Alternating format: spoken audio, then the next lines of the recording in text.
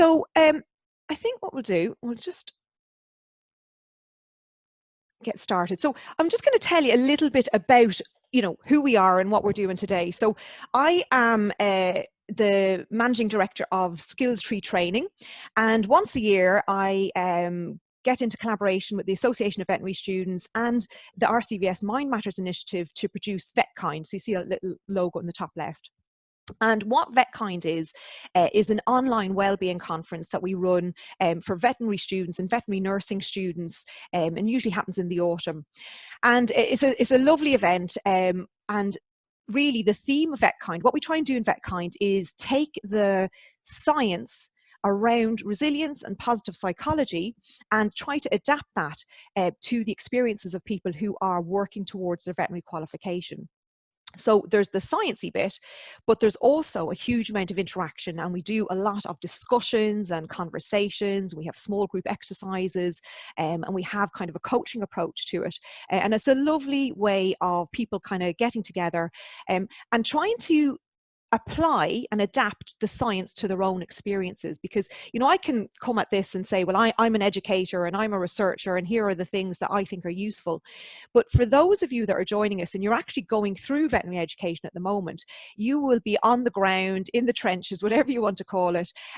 How can we take that science and adapt it in a way that it works for us day to day?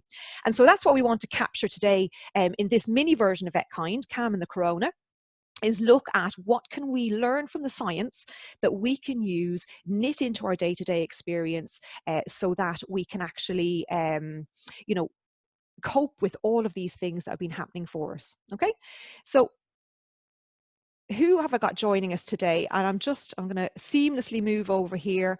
I'm going to unmute my lovely panelists who are joining me today. So I have got Kate Dakin, who is the AVS Wellbeing Rep. I have got Ebony Escalona, who is the founder of Veterinary Stay Go Diversify. She's an educator and entrepreneur. And also the wonderful Izzy Arthur, who is our AVS rep or AVS president for the UK and Ireland. So guys, I've unmuted you there. If you want to say a little hello and welcome to our participants. Hi everyone, just like to say a big welcome. We've obviously opened it up to all vet students and vet nursing students, so it's lovely to have such a good turnout for everything as well. Had loads of interest, so hope you enjoy it. Brilliant, thanks Izzy.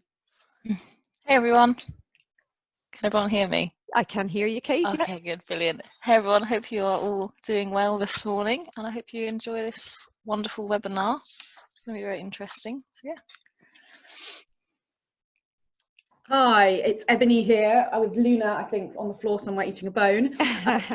Yeah, super to be here. Certainly one of the silver linings for me has been working alongside students over the last few weeks, and it's a pleasure to be with you. I'm learning as much from you as hopefully you're getting from me. So it's a real pleasure to be here. Fantastic. And hi to Luna as well. Yeah. That's brilliant. So, and guys, just to check, you can mute yourself and unmute yourself. Is that okay? You can do that? Yeah. Lovely. That's brilliant. Yep. Okay. The joys of technology. So from the point of view of those of you joining us today, so what do I need to know and what do I need to do? Well, very little, in fact. Hopefully we'll have some information for you that you'll find useful, you'll find relevant, it's practical, but also that we want to hear from you. We want to have those interactions back. So if you've got ideas, if you've got resources that you've been using and strategies that have been helping you, please do share them here. Or if there's experiences that you want to talk about, please do share them here. The one thing about VetKind is that we tend to, when we run a wellbeing conference, it's very much locked down in that there's a registration process, and we keep it absolutely strictly to students, and that our videos are kept within a learning management system.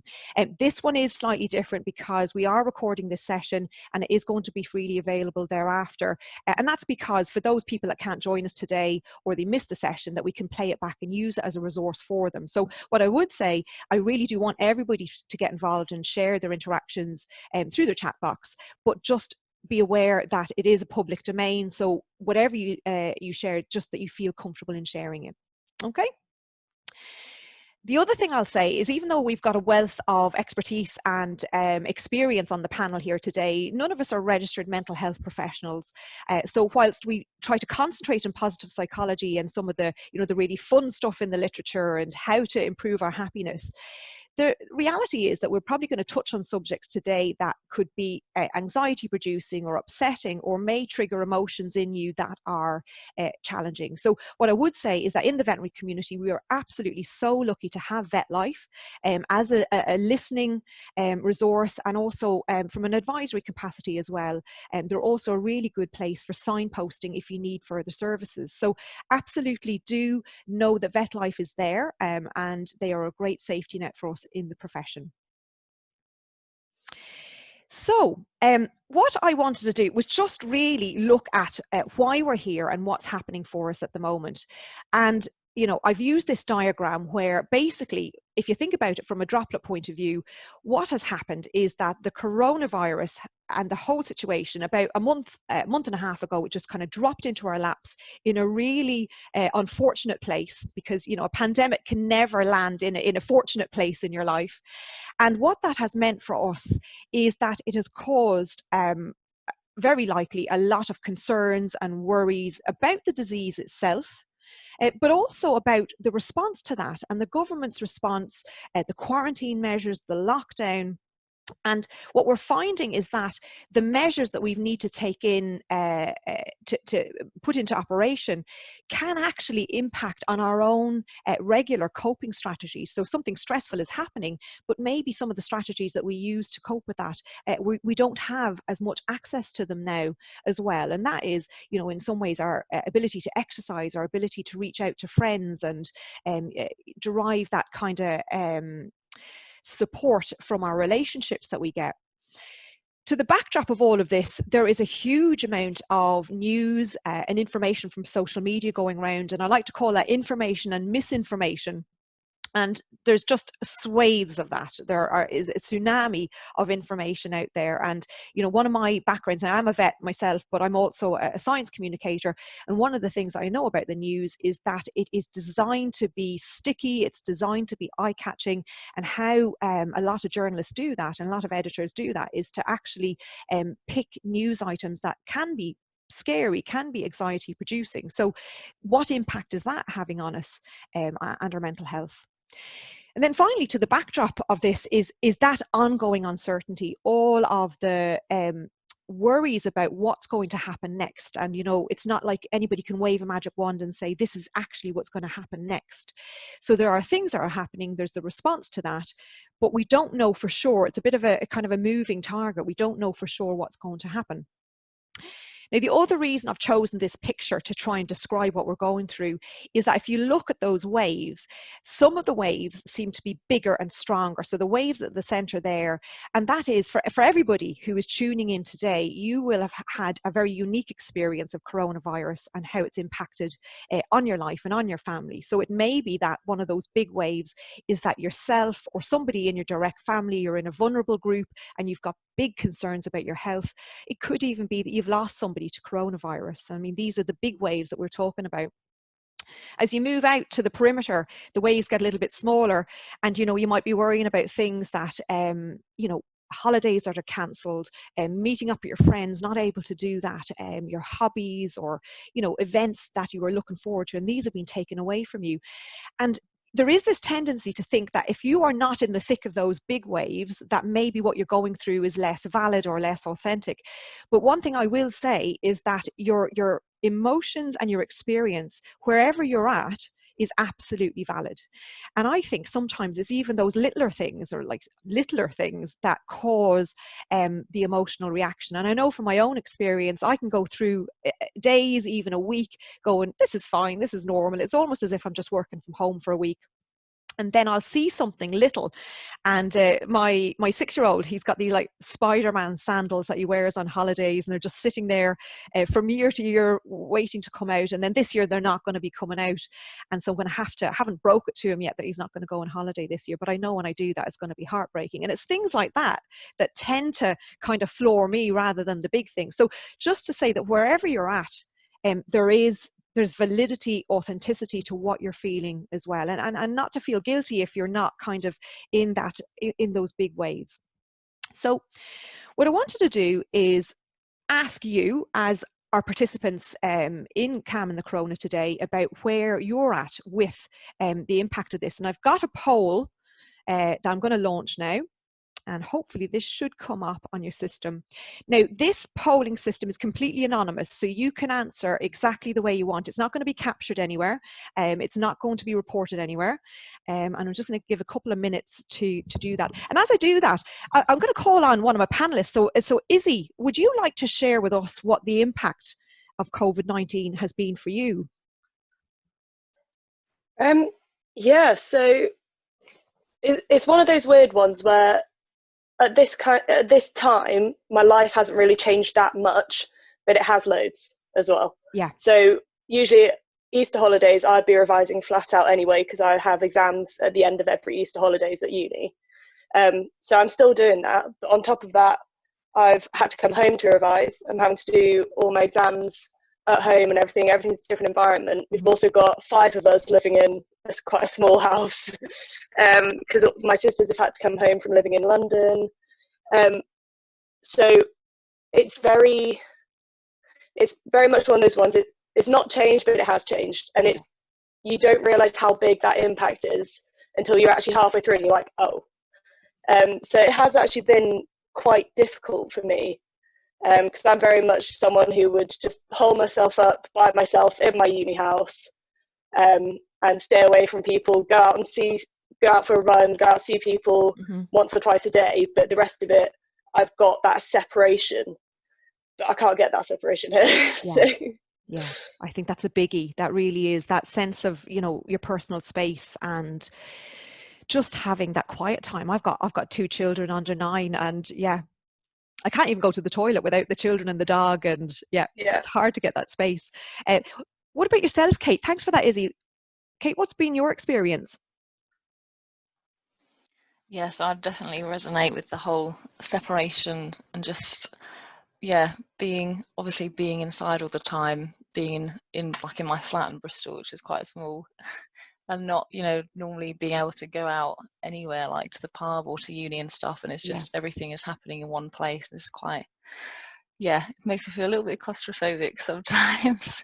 But also I think especially a big one is seeing family and friends. I think even now, because it's been going on for so long, and I sort of self-isolated a week before this all started, so it's been like 5 weeks almost for me. And I've not seen any of my family. Obviously I've not seen any friends.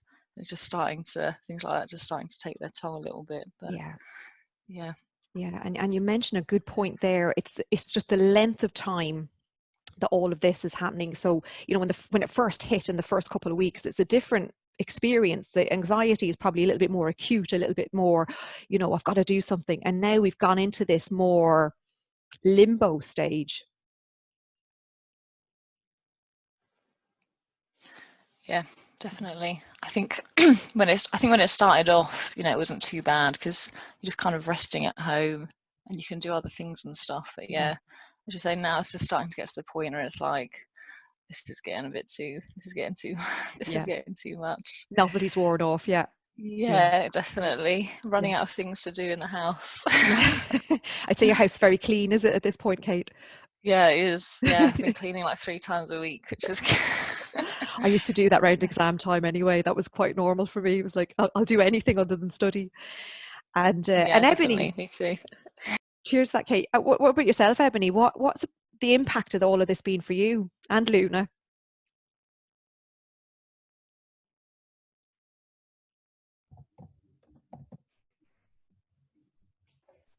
Ebony can't unmute herself. There you go. It's unmuted now, isn't it? You got it, yeah. Yeah, sorry, it just wasn't working before. For us, in some senses, we've been quite lucky actually, because I'm a freelancer and I work from home a lot of the time anyway. So a lot of my new normal is similar to my old normal. Yeah. But I think what it's kind of made me realize acutely is kind of how I like to communicate. And if you ever read the book, 5 Languages of Love, I'm a very tactile, affectionate person, and so I am really missing just being around people and having hugs and, you know, being in close contact with people.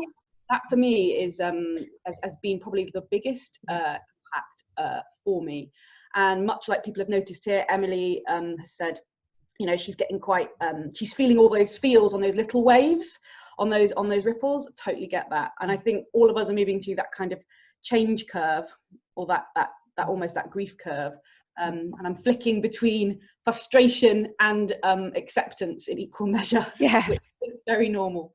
Yeah, absolutely. And you know, it's a great point about, there's a lot in the science about the importance of human touch, like physical connection, like physical connection with other people, and the intimacy involved in that. That is a huge boon for our mental health and well-being. So the isolation can have a huge impact on that. I'm sure Luna's getting more cuddles than normal. But if you put my video on, you might see her right now. Let's actually have a little look. We'll risk it for a biscuit. I've got Otto sitting here. Yeah, He's a little compadre. Ah, look at that.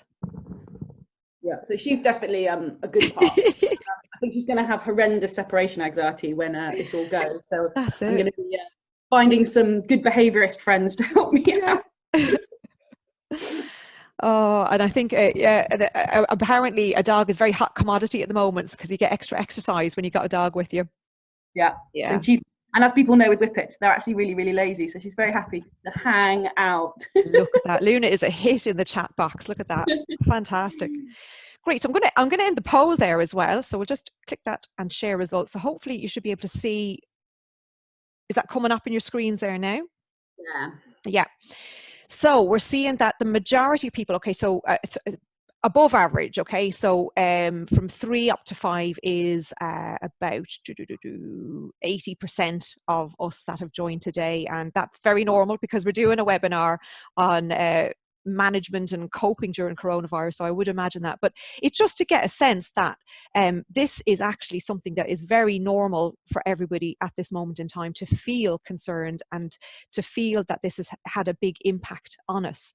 And I'll just stop sharing those. And you know, like we were talking about there, we've kind of moved into this new normality. And one of the studies that's been really useful, it's actually an amalgamation of 2 surveys. This is from MQ, the research charity MQ, and the Ipsos Mori poll, which looked at people's concerns around coronavirus and what were the things that were keeping people, you know, in that place of worry and anxiety. I will share this at the end, this report at the end. It is some interesting reading, but some of the issues for people at this moment in time, our main issues and concerns in the general population, this is the UK population, is anxiety around what's happening, anxiety around the uncertainty, the impact of isolation. So as Ebony was saying there, just not being able to go out and meet people and be in touch, face-to-face contact with our friends and family. There's the risks of that during this point that you become mentally unwell. And one of the things that this survey did understand was that if you have a pre-existing mental health issue such as anxiety or depression, that what we're going through can actually accentuate that. And that is a big concern. It's something that researchers are needing to look at. There's a worry around access to mental health services and support networks, and then families and relationships. And I think this is going to be a common theme in what we talk about today, is that the network that we have, the people that we relate to, the people that keep us you know, happy, that is one of our normal coping strategies that has changed considerably, and that's something that we need to be really aware of. And you might have seen, you know, one of the things that I really am keen to kind of get home from this is that, you know, we talk about social distancing, but really it should be physical distancing, because there is a number of strategies that we can use to keep our social life and social contact up, even if we're not able to be in close proximity with others. So those are the sort of issues that people are coping with at the moment. And if you look at this survey, one of the words that keeps coming out again and again is uncertainty. And so, you know, there's all of these things that have happened, but it's the unknown that is causing extra layers of anxiety and worry for people. And that is not something that is unheard of. Like we do know from the evidence, and this is something that I'm working on a systematic review of uncertainty in medical education at the moment, and actually veterinary education as well. And one of the things that you notice in the literature is that uncertainty provokes fear, worry, and anxiety, perceptions of vulnerability, and avoidance of decision making. So it's this great nebulous thing that can have an impact for us. And if you look at the papers around this, you look at the studies around us, the narrative, the story around uncertainty is negative. Okay, there's a lot of what we would perceive as very negative experiences around it. And you might say, well, why is that? Why does uncertainty cause all of these problems? And I want to relate a study that was carried out in UCL a couple of years back that I think captures it very nicely. So in this study, what they did was they took a bunch of people and they brought them into a computer lab, and with different groups of people, what they did was they put a program up where they would see, the participant would see a rock, and then the rock would move away and you would either see some blank ground or you would see a snake. Now, if you saw the snake, you got an electric shock. And you know, this is I do research. This is not the kind of research I do. I think this sounds like so much more fun than the kind of research I do. But yeah, they wired people up and they gave them an electric shock. And what they found, and it was hugely surprising, is that the people who were getting intermittent shocks, they didn't quite know if when they were going to get a shock, yes or no, they were the people that had a greater stress response. So they were managing, or they were measuring the stress response by looking at their pupil diameter and measuring their skin perspiration. And if you didn't quite know when you were going to get a shock, you had a higher stress level than somebody who was getting a repeated and predictable shock. So what the researchers took home from that is that uncertainty is actually more stressful than knowing something bad is definitely going to happen. Okay, so that is something just to filter in, that something bad has happened to our lives and to the world, but actually the uncertainty around that can actually be even more stressful. And that is just, it's a human condition. It's a normal part of human psychology and human biology. We don't really know why that is, but it may be back to prehistoric man and having to run away from saber-toothed tigers, that sort of an approach. And you know, you can even see this yourself. Like if you were going for a job interview, and just imagine you're going for a job interview and it was something that you were absolutely sure you were going to get. You know, somebody had already tipped you the wink and said, this job is for you, you're in with a really good chance. The interview probably wouldn't be all that stressful. Similarly, if you're going for a job interview and it's something that you think, oh, you know, it's way out of my reach, I really wouldn't have a chance of getting it, I'm going to have a go at it, I'm going to wing it, I'm going to go for it anyway, you probably wouldn't feel too stressed about that either. But it's the in-between bit where you don't know, I might get it, I might not get it, that experience can feel more stressful. So it's a normal part of the human condition. But what it means for us when we experience uncertainty is that it can trigger a range of responses in us, and those can be behavioral, cognitive, behavioral, and emotional responses. So if you look at the literature around uncertainty, what we try to do, because we dislike uncertainty so much, is we engage with a range of thinking patterns and behaviors to try and decrease down the uncertainty. So what that might look like, so say for example, this guy on the left, he's doing lots of thinking here. With uncertainty, we might try to plan our way out of it. We might try to come up with options. We do a lot of thinking around what can we do, what can we achieve. And as part of that, we go and information seek. Okay, so I don't know if anybody has had the same experience as me, but when the whole coronavirus thing kicked off, I was on the news, I was looking at the news, I was on social media, I was rotating around about 5 different sites, in and out. And my poor children were just like, you know, mommy is like stuck to her phone, what is going on? So that is classic information seeking. You're trying to get as much information about this kind of scary situation to make sense of it as possible. The other things that we can do from a behavior point of view is try to regain control over our lives. So when something like this happens and uncertainty kicks in, we get this sense of a loss of control, and we may react by doing all sorts of things like, you know, pulling ourselves back, isolating, disconnecting from people. We can respond by overeating, by undereating. There's a range of different behaviors that we will try and do to regain control over our lives. And then the emotional aspect of that is, you know, the feelings that are associated with it. So with the thinking patterns, what can happen? We do, if you look at the anxiety literature, what we do is a thing called mental simulation. And that just means that we try to imagine what's going to happen next. We imagine what the consequences are. And the unfortunate thing about our makeup is that sometimes we can go down a negative path quite quickly and stay on that negative route. And there's a quote I love. There's a guy called Rick Hansen, who's a neurobiologist, and he says that when it comes to the brain, our brains are Velcro for negative thoughts and Teflon for positive thoughts. So that means that the negative thoughts are very sticky and they kind of hang on for us, but anything positive just kind of tends to shoot past us. So when we get into negative cycles and we get into rumination, not cattle digestion, but going round and round in negative spirals, that can trigger distressing emotions. We can be very upset about that. We can feel very down. We can feel anxious. You know, there's a huge gamut. And Ebony, you mentioned there about grief. That is definitely, there's a sense of loss associated with many of the things that we've had to let go during Corona.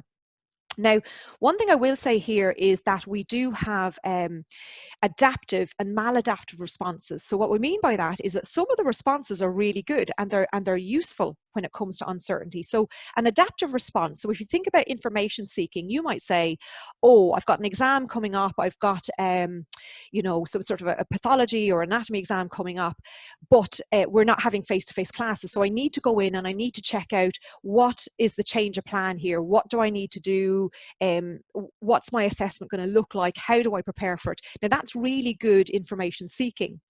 If, however, you move off of the learning management system and you go on to Facebook or you go on to Snapchat or you go on to The Guardian and you're suddenly there in spirals, reading the news, moving from thing to thing, and suddenly it's 1 o'clock in the morning and you are wide awake and there's no chance of you going to sleep, what's happened there is your information seeking behavior has impacted on your behavior, as in your routine and your sleeping behavior, and that's going to have a negative impact on your well-being, both your physical and your mental well-being. So some behavior we can totally see adaptive. You know, you go out for a run, it helps you with your emotions, that's totally adaptive. Drinking a bottle of vodka in one sitting, totally maladaptive. That's not going to help your body, it's not going to help your mind. But it's the in-between things that can be harder to unravel. So what I would like you to do, just as you're sitting here and you're listening to me, is just think about, just take a moment and think about, what is one adaptive response that you have had yourself to you know, everything that's happened, and what would you consider a maladaptive response? Now, you don't need to share it, it just is something I want you to reflect on and think about, because what we want to do today is work out how can you do more of those adaptive responses and how can you do less of the maladaptive. Are there ways that we can kind of reduce that down? So I'm just going to actually ask, I'm going to turn to the chat box here for the moment. Has anybody got any questions so far on that? I'm just going to pitch in here, and I notice we have some great conversations going on there. Any questions, anything about that so far? Maladaptive chocolate, yeah, absolutely. A little bit of chocolate's fine. 4 Easter eggs in a row, probably not so good. Yeah. And actually food is a great example of that. You know, I think certainly I think a lot of us, our eating habits have changed during this time, and you know, that's fine and we can manage it, but if you have been struggling with an eating disorder, or if you you know, you've been struggling with it in the past and you're at a relatively plateaued stage at the moment, stuff like this can actually pitch you back into a difficult spot. Netflix binging, yeah, absolutely. Yeah, we'll talk about flow, we'll talk about getting into the moment later on as well.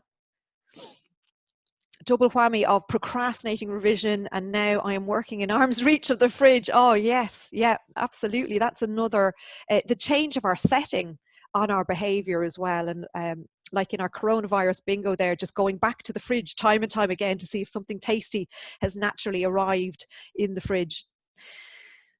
Okay, so so far, what we've concentrated on is some of the challenges that we've had and some of the responses that we've faced there. Shannon, brilliant. Adapted by setting an alarm to make sure I get out of bed at a decent time. Absolutely. The great thing about this is that there are lots of things that we can do that are positive and are evidence-based, and we can apply them practically to our own lives. And some of these have come from the positive psychology literature, and if you've been a member of VetKind, you've been a participant in VetKind before, there's probably going to be a lot of themes that you're seeing again.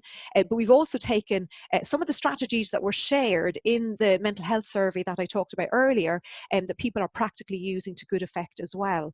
So let's go into some of these, and I'm going to actually break them down again into cognitive, behavioral, and emotional.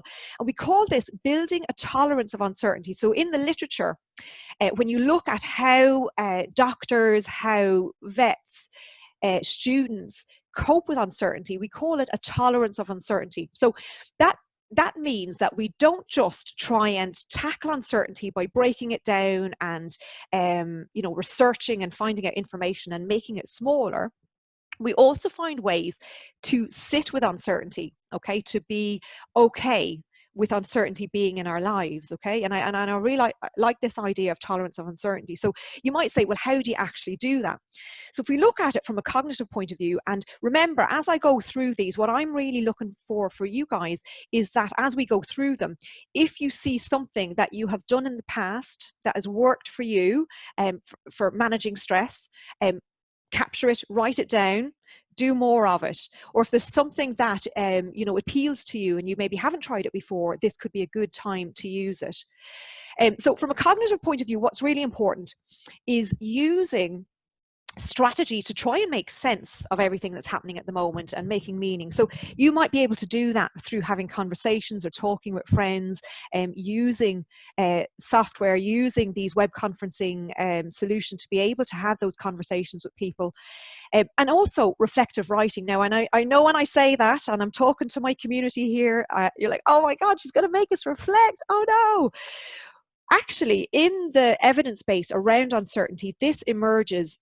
Study after study will say that reflective writing can absolutely help you to make sense of uncertainty and bring things up that maybe they're buried under layers, you haven't been able to explore them.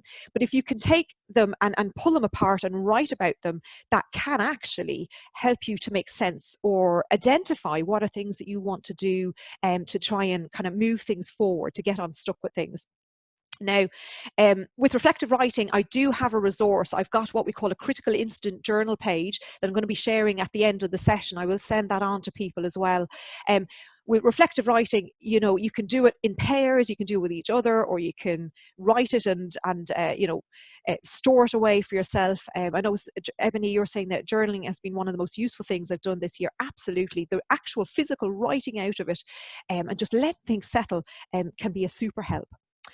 So next thing on our list is trying to notice when you're slipping into rumination. So reflection's great, thinking about things are great, but when it goes into that place where you're going round and round and you're starting to get very negative emotions, you're starting to spiral into something more anxious, then that is the time to be able to, first of all, to notice that and then to put a limit on it. And one of the things that I have seen people use, and I have used myself, is worry windows. And that is on a day where you're in the depths and everything seems to be dragging you down, that you say, I am going to take a half an hour today, and you give yourself a time and you give it an all-out worry, 100% worry, an A+ worry, and set yourself an alarm. So you have 30 minutes, 20 minutes at it, and then it comes to an end, okay? And then if you find yourself going into that worry place afterwards, you say, well, no, I'm just going to pause that for tomorrow. I'll do that in my worry window tomorrow. At this moment in time, I'm going to work on something different. And you try to turn your attention to something different. Margaret, you're asking there, so what are worry windows? Is that worry windows or worry tree? I don't know, Ebony, would you like to share there in the chat box your experiences of that? Really, it's mostly a strategy to be able to put a hard boundary around those times when your brain is going into the that grayness, that worry, anxiety, looking at things into the future. The other thing I'd say is identifying problematic self-talk. This is absolutely a time for self-compassion. If you find that little voice saying, you should be doing this, you should be doing that, you need to blah, blah, blah, blah, that is a voice that you need to recognize, I'm saying it myself now, but that is a voice that you should be able to actually see. This is a helpful voice and this is not a helpful voice. And in VetKind, we look at self-compassion and the work of Kristen Neff around this. So the voices that you need to have are the ones that are urging you on, being calm, being kind to you. You know, everybody's just trying their best at the moment. In the uncertainty literature, what we hear about is a lot about being good enough. You don't need to be perfect. You don't need to be a star. You just need to be good enough, and you just need to be kind to yourself at this time. So from a behavioral point of view, some of the things that we can do is having a routine. So I know, Shannon, you mentioned there about having your alarm clock, being able to get up on time. Absolutely, getting into routine can really impact on us.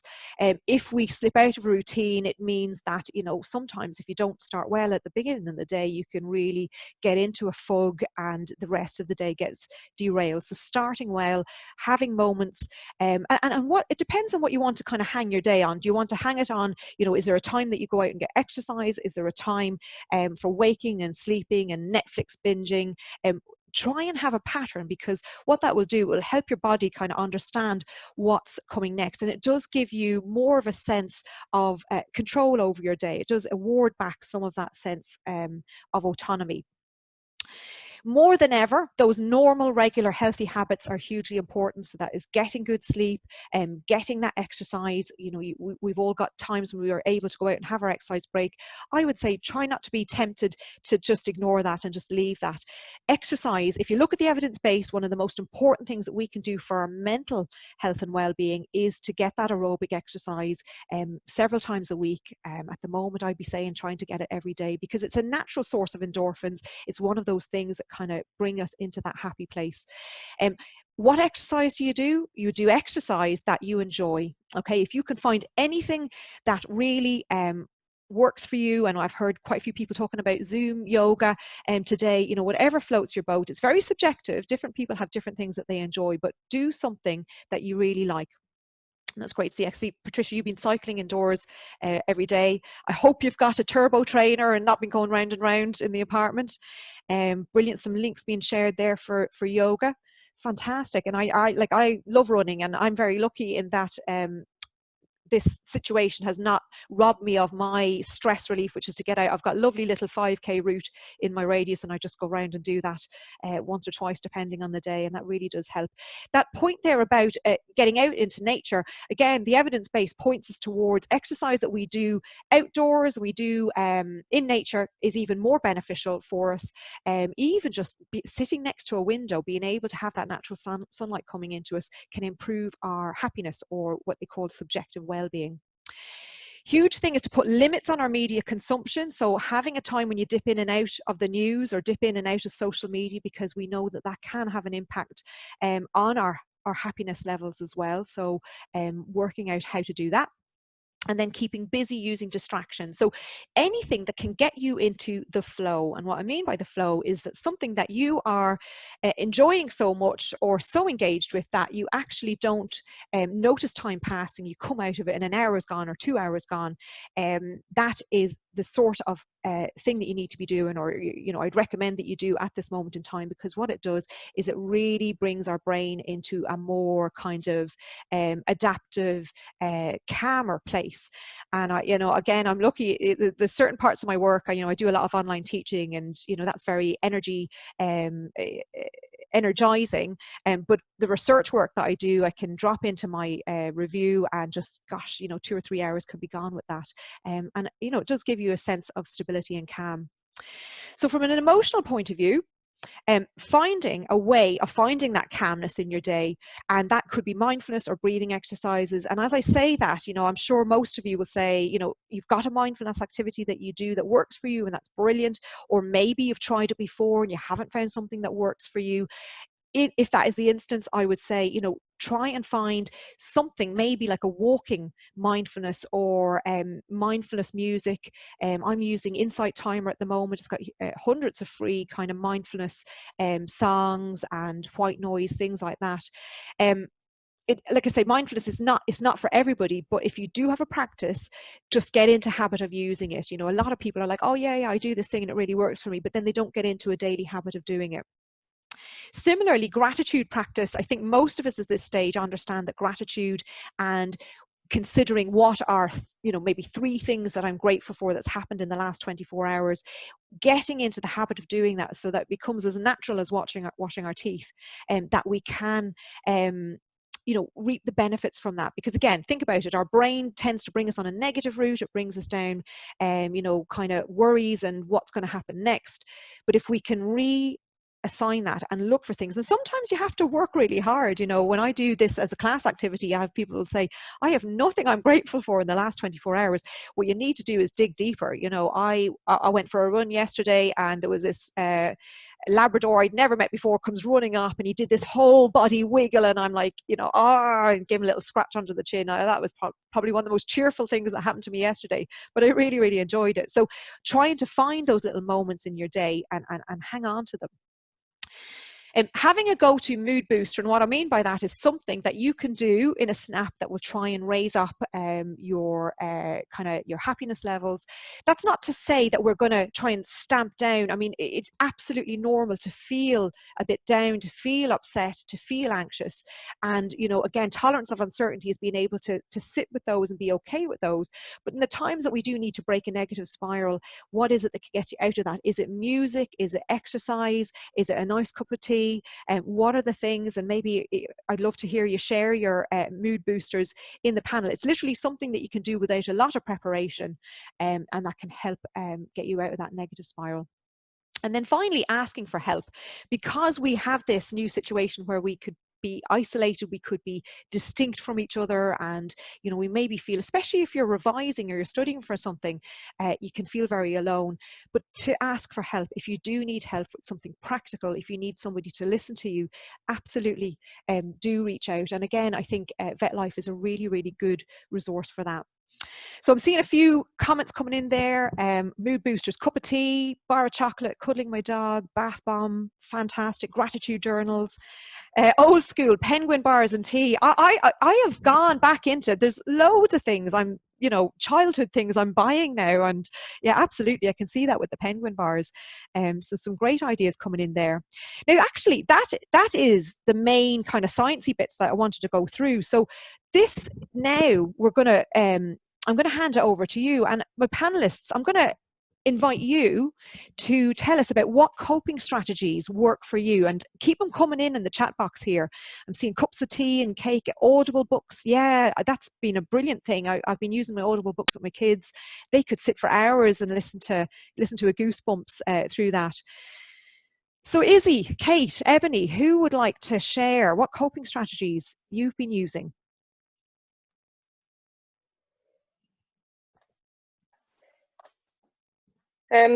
Yeah, sorry, I didn't know if you want video or sorry, not. Yeah, microphone. We'll roll you out. Camera. Yeah, so because obviously I'm still revising a lot, I don't do too much during the day. But if I do feel I've just suddenly gone really low, or I've had a really long day of revising or something like that, I'll literally just go outside. My dog, he's 12 now. But he doesn't think that, and he doesn't look like it. So yeah. He still acts like a puppy. So I'll go outside and I'll wind him up and I'll play with him for a bit. And then when he gets tired, I'm like, oh, okay, that's probably time to go back in.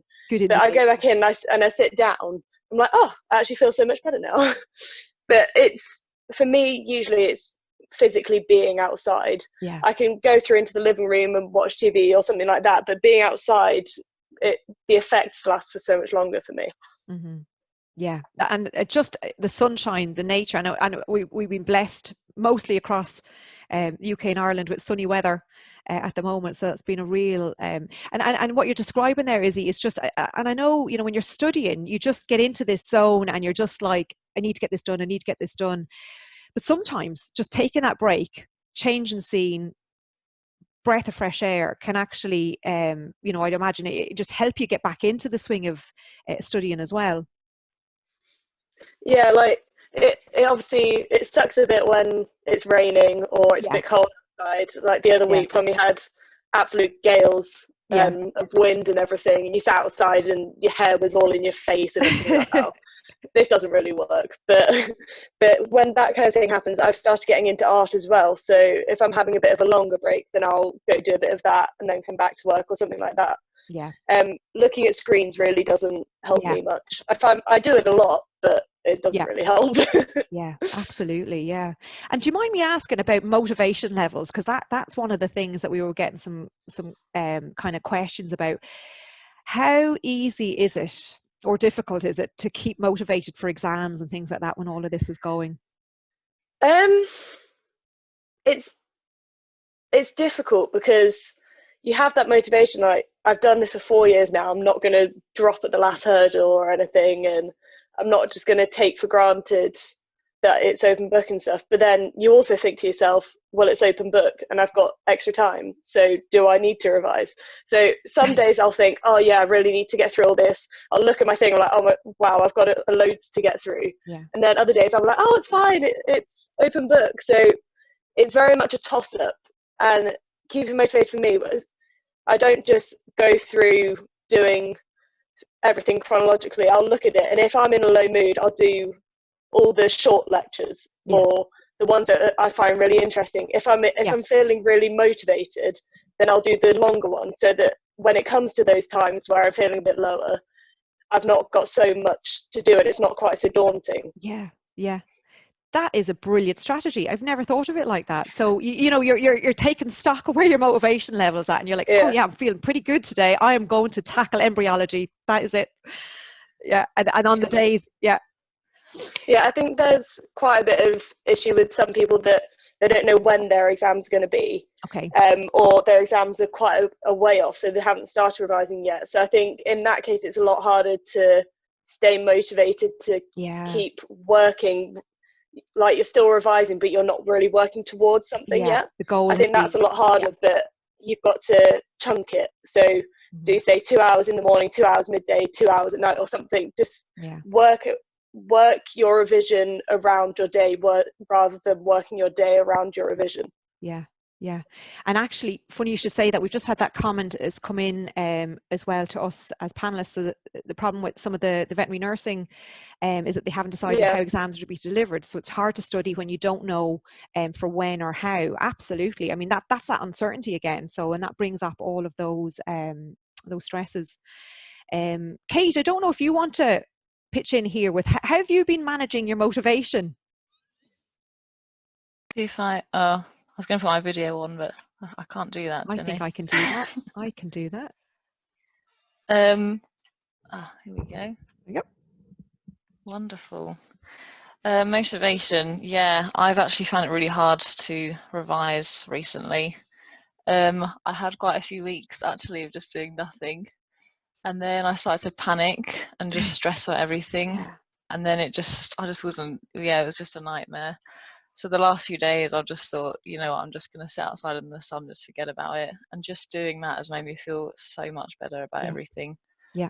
So yeah, I'm just kind of taking because I only have one exam now, and which is open book.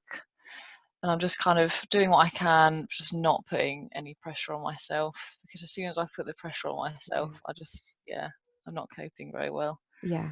So yeah, that makes sense. Yeah. So I mean, it almost sounds like, Kate, you're kind of learning about yourself and your responses and what works in this situation. Yeah, definitely. I think for me, I've always known that when I revise, as soon as I put too much stress on myself, I just end up, I'm sure this is the same for everyone, I end up reading loads of stuff quickly and just taking nothing in. So it's actually been nice to just actually enjoy going through the stuff we've been learning at a much slower pace. It means I'm not covering anywhere near as much as I probably should be, but yeah, I'm just not worrying about it. You know, and as an educationalist, I think this is going to be a fascinating, you know, social experiment, because, you know, a lot of certainly the veterinary curricula that I'm familiar with, people say, oh, they're too packed, there's too much in them, it's too, you know, bump, bump, bump, bump, and it's almost like a conveyor belt. But, you know, what is this effect? What we're doing now, it's kind of slower. There's more chance for you to kind of reflect on material and digest it. and actually settle it. So it'd be really interesting to see, you know, what effect that has, you know, when it comes to professional practice. And actually, I think there'll be some benefits. I think there'll be lots of benefits for it. Ebony, I don't know about yourself. Do you want to add what sort of, I know you've been putting a few here in the chat box, but what coping strategies have you found really useful for managing the uncertainty? Can you hear me? I can hear you, yeah. Yeah, coping. One thing I've definitely found, we were talking about it earlier about kind of Zoom fatigue.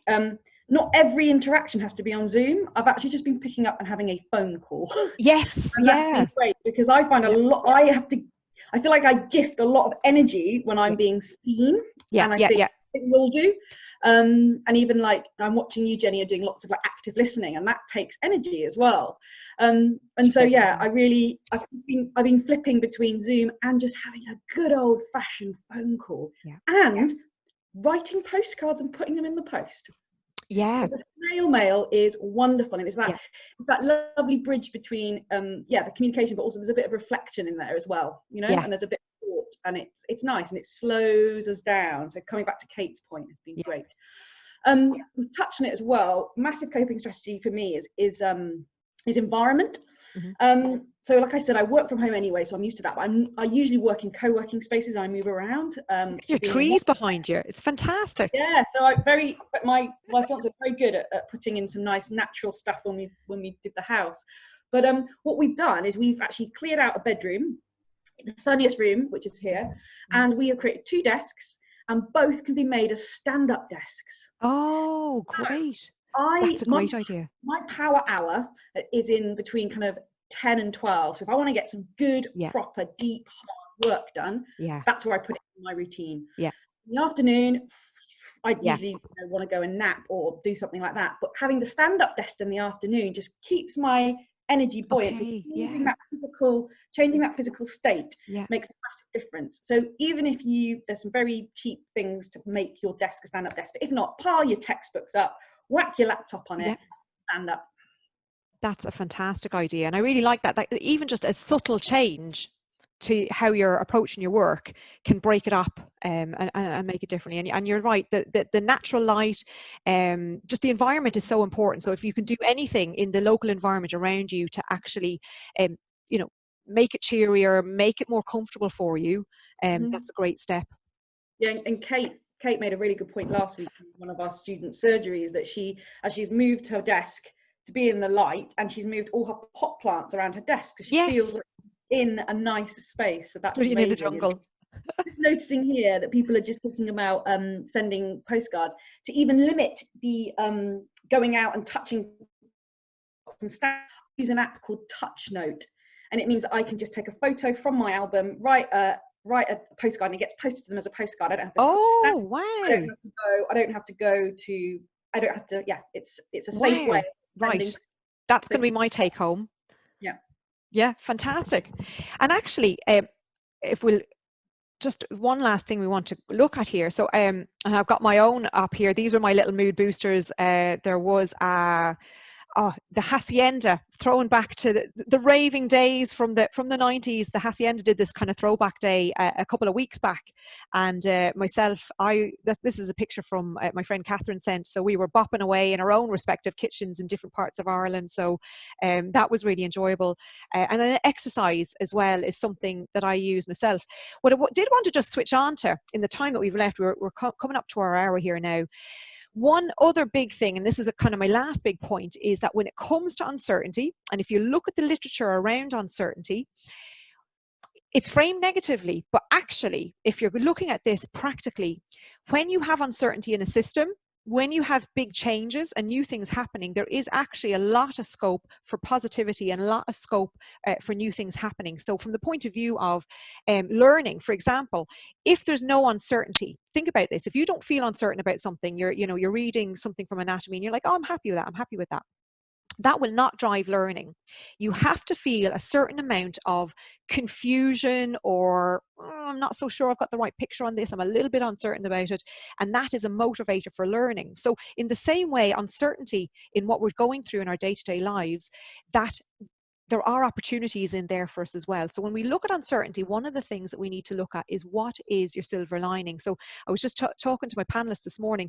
Massive silver lining for me is that normally, now I also work, my day job is in the Royal College of Surgeons in Ireland, and I do a commute to that multiple times a week, and it's about 4 to 5 hours a day I might spend commuting, and that is now gone. So that is a silver lining for me.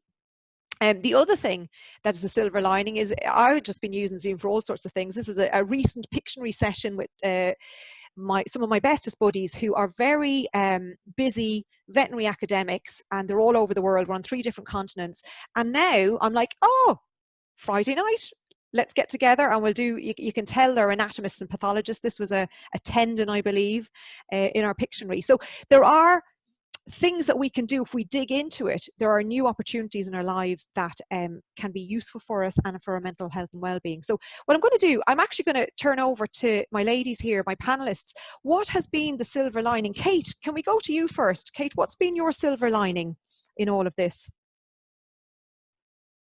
This one again, hello. Yeah. Silver lining, definitely taking some time out for myself has been nice. Finally doing things that I've wanted to do for years. Like I finally got a sewing machine, and I've started making my own dungarees. Yeah, I've been doing sign language, obviously just sitting in the sun, and also just that kind of stress of uni being taken off a little bit by the fact that we have open book exams and stuff. So, and I'd say as well, learning about myself and how I cope with things, and just, yeah, having that time on yourself. Also, just appreciating the small things, like I've been actually enjoying taking the dogs out for a walk and taking time with that. Normally I don't have that much time, so it's sort of a rush thing, and it's more of a chore, and now I can just, yeah, the dogs are definitely appreciating as well longer walks and having more fun, and also having me at home all the time. I think they're definitely appreciating that. Yeah, that's brilliant. It's that change of pace. Yeah, definitely. Mm-hmm. Also, one other thing I'd say is I've made friends with so many of my neighbours, just chatting to them over the wall and stuff, which has been really nice, and it feels like a much nicer little community to be in around here, so that's been really good. Yeah, I got a WhatsApp message from my neighbour, and she said, oh, check on your windowsill on Tuesday, and there was her child had her birthday party, and the birthday cake was sitting waiting for us on the windowsill. I was like, oh, that's lovely. So lovely little things like that. Yeah, definitely. Izzy, what about yourself? What have you found as your silver lining? I think generally just being home, obviously it comes with its downsides as well, but just generally we've always been quite a close family, so it's been quite nice being at home, and in the evenings when I finish revision we'll all sit in the living room watching TV together. Or we started, well, it started as me and Mum, but we started a new tradition. It's called Sundowners, which sounds a bit weird, but basically our garden, it backs onto a river. So every day at it's been getting earlier and earlier, but it's usually around 4 o'clock. We'll get a drink, whether that's alcoholic or not, and we'll go sit down at the end of the garden, feed the ducks, and just sit for half an hour in the sun. And we do that every day. I'm totally jealous of that. Totally jealous. You've got ducks. That is brilliant. We've been watching the swan who's nested opposite us. So that is fantastic. You've got everything in there. You've got social support, you've got nature, you've got finding that calm space. You've hit so many in that one thing, Izzy. That's brilliant. And Ebony, what about yourself? And I'm seeing a few great ideas coming in here in the chat box as well. Ebony, what would be your silver lining in all of this? Oh, silver linings. So many, actually. I think it's important to note that in times like this, life can be both joyful and painful in equal measure, and that's okay, and that's normal. Massive, lots of the stuff that people have been saying here, but for me, it's been, silver linings have been the ability to get creative and collaborate and actually make stuff happen. It's been wonderful for a profession that does have perfectionistic tendencies, for people just to be like, no, let's try this, let's do this. Yeah. And I just think that has been for me a beautiful, beautiful silver lining. And yeah, it's just for me to showcase how kind of adaptable we all are, and we've been kind of gifted this reset button. Yeah. Looping back to your beginning bit about uncertainty, the thing that is so true about the vet profession when you're out there living and breathing it and working in it is the vet profession, and the work you do is uncertain and it is imperfect. Yeah. So the things that you're doing now to help yourself, you can use all of this to graduate in that real world. And I tell you what, you will be some incredible employees and members of this profession using the stuff that you've shared here, using the stuff that Jenny shared. Yeah, I think the silver lining for me has been that it's been a mass global reflection. No one is immune to this, but also everyone has been gifted it as well. So I think it's that, for me, it's a silver lining of joy and pain and accepting that. And that for me, it's been creativity and collaboration. Yeah, brilliant. Yeah, and absolutely. And I think that's a big point about the skills and the strategies that we're learning to deal with uncertainty. I mean, life is uncertain, like absolutely.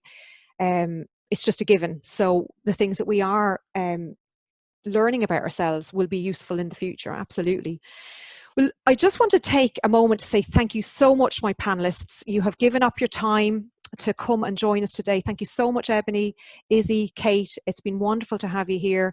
I want to also say thank you to RCVS Mind Matters. Now, all of us, we've kind of volunteered our time for this today, but RCVS Mind Matters supported us in our webinar software. So I want to say thank you very much to them for that.